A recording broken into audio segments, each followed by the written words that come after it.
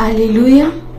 Mbola faly miarabanao indray izay tao fiangonana Kristomasi Madagasikara ny amin'ity zoma faraka ambin'ny folo amin'ny volana Jolay ity ampiavana indraina ny loranay anao ny rapsodiny famarinana androany izay mitondra lohahevitra hoe ny mahandriamanitra anao. Ny mahandriamanitra anao.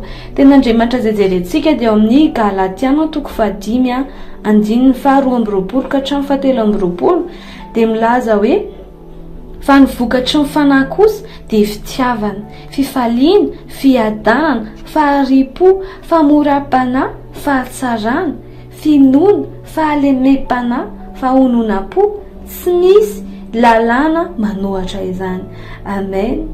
Ny fanazava-lelan'Andriamanitra ary hoe ao amin'ny Luka 9:4-7 dia nanao izao fanambarana miavaka izao Jesosy Tompo hoe fa samy fantatra amin'ny voany avy ny azo rehetra fa tsy misy manoty aviavy amin'ny tsilo na voaloboka amin'ny voaroy.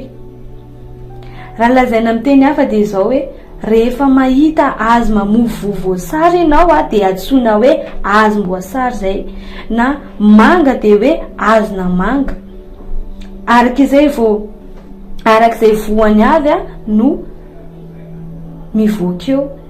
Ny voany no ahafantarana ny azo. Andeha ampiariherintsika izay amin'ilay andinin'ny fanokafana izay miresaka momba ny vokatry ny fanahy ao amin'ny olona nateraka indray. Ny vokatra voalohany dia hoe tanisana dia ny fitiavana. Midika izany fa azo ny fitiavana ianao satria mamovo fitiavana. Ny fitiavana dia vokatry ny fanahinao. Ny vokatry ny fanahinao izay nateraka indray hafa koa dia hoe fifaliana. Mamovo fifaliana ianao ary ianao no arinany ataon'izany ho anao arany. Dika izany fa fifaliana no anaranao. Amen.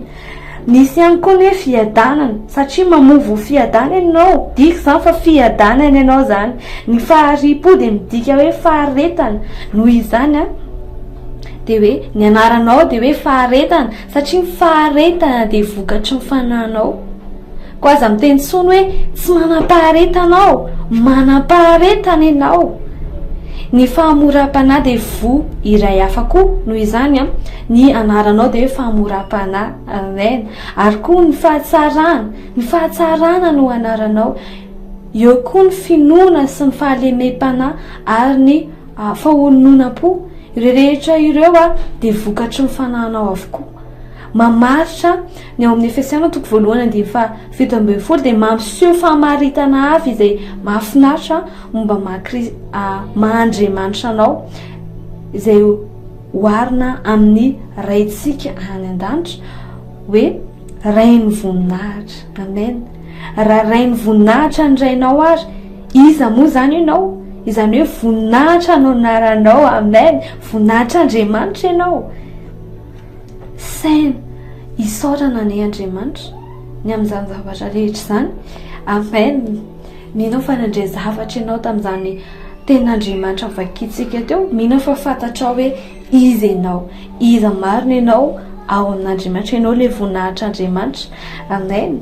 Amin'izao fotoan'izao ary raha mankasitraka sy nandray ianao teo dia manasa anao izay ianao an'izao fanekam-pinoana izao. Mitondra ny vokatry ny fahamarinanao ary mandeha amin'ny voninahitra Andriamanitra, maneho fitiavana, fifaliana, fiadanana ary toetra tsara rehetra ananany fanahy izay niteraka. Ny fiainako dia fanehoana ny Andriamanitra. Fanehoana ny fiainan'Andriamanitra amin'ny Andriamanitra ary mandeha amin'ny fahatongavan-tsaina hoe iza aho ao amin'ny Kristy satria mamirapiratra ny fahatsaran'Andriamanitra amin'ny anaran'i Jesosy. Amen. Amen. Amin'izao fotoan'izao dia mbola tsy mitsaritra izay ny manasa anao ny amin'ny fikorianan'ny fanasitranana amin'ny 20-7-20 volana Jolay. Manasa anao izay tongava aty Ambobao aty